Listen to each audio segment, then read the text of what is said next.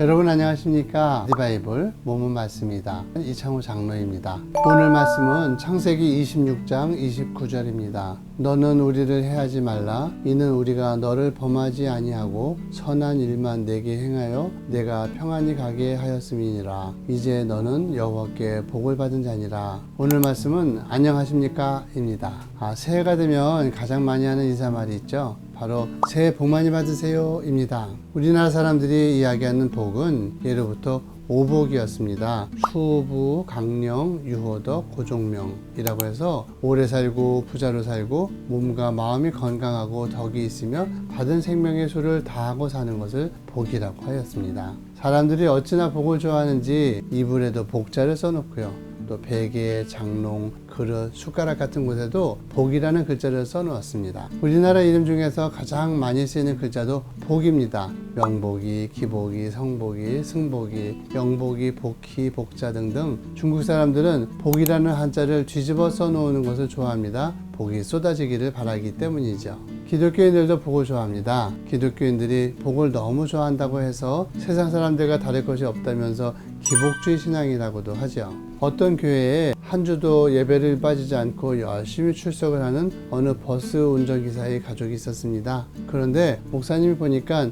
어느 날부터 그 가족의 남편분이 예배에 나오지 않는 것이었습니다. 목사님이 신방을 했습니다. 열심히 나오시더니 왜 요즘에는 교회에 나오지 않습니까? 그러자 남편은 퉁명스럽게 말했습니다. 교회 열심히 다니면 복 받는다고 하지 않았습니까? 당신은 목사도 아니고 거짓말장이요. 하나님이 진짜 복을 주시는 분이라면 집 나간 내 아들을 돌아오게 하셨을 거 아닙니까? 목사님은 그 집의 아들이 집을 갖추던 지 몇 주일이 되었다는 것을 알게 되었습니다. 그러자 목사님은 집 나간 아들이 돌아오기를 간절히 기도해 주었습니다. 그런데 놀랍게도 며칠 후에 집 나간 아들이 돌아온 것이었습니다. 그러자 악마 같은 얼굴을 하고 있던 남편이 천사 같은 얼굴로 다시 교회에 나타났습니다. 목사님이 기도해 주시니 정말 아들이 돌아왔습니다. 역시 하나님은 살아계십니다. 이제 열심히 교회에 나오겠습니다 하는 것이었습니다.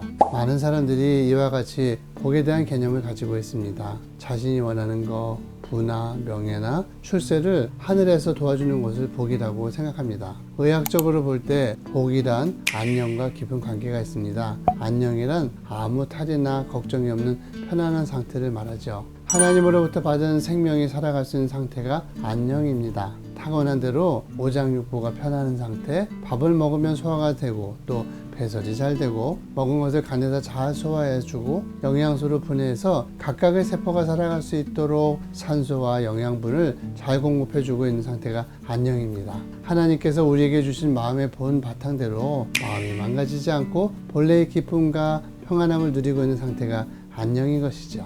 하나님은 모든 생명들에게 살아갈 수 있는 조건과 능력들을 주셨습니다. 공기를 주시고요. 또 그 공기를 들이마실 수 있는 폐를 주셨습니다.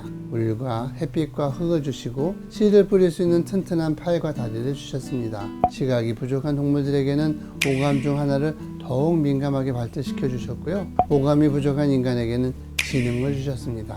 모든 생명이 자신의 생명을 유지하고 안녕할 수 있도록 은혜를 베풀어 주셨습니다. 복이란 바로 이것입니다. 우리가 가진 생명이 복입니다. 돈이 많지 않아도 명예와 출세를 하지 못해도 우리의 생명은 그런 것들에 전혀 지장을 받지 않습니다. 이미 복을 다 받은 상태로 이 땅에 온 것이기 때문이죠. 이미 이 생명이 살아갈 수 있는 은혜를 다 받고 태어난 것이기 때문입니다. 아무리 맛있는 소고기가 있어도 이가 튼튼하지 않고 혀가 둔하다면 맛이 없습니다. 값이 싼 수입 소고기를 먹어도 이가 안녕하고 혀가 안녕하다면 맛이 있습니다. 많은 사람들이 자신의 욕망이 설정해 놓은 부귀와 권세를 얻어보겠다고 이미 하나님이 주신 복과 생명력을 잃어버리고 있습니다. 덜 귀중한 복을 얻기 위해서 더 귀중한 복을 지불하고 있습니다. 우리는 이미 복을 받은 사람들인 것입니다. 소유가 많고 부귀와 영화를 가지는 것이 복이 아닙니다. 이미 가지고 있는 이 목숨이 복이고 또 살아가고 있다는 것이 복입니다. 이 세상 너머의 영원한 세계를 소유하고 있는 것이 진정한 복입니다. 그런 의미에서 우리는 이미 복을 받은 사람들인 것입니다. 이상으로 선한 목자를 따르고 싶은 이창호 장로였습니다. 오늘 하루도 하나님께 이미 받은 복으로 안녕하시기 바랍니다.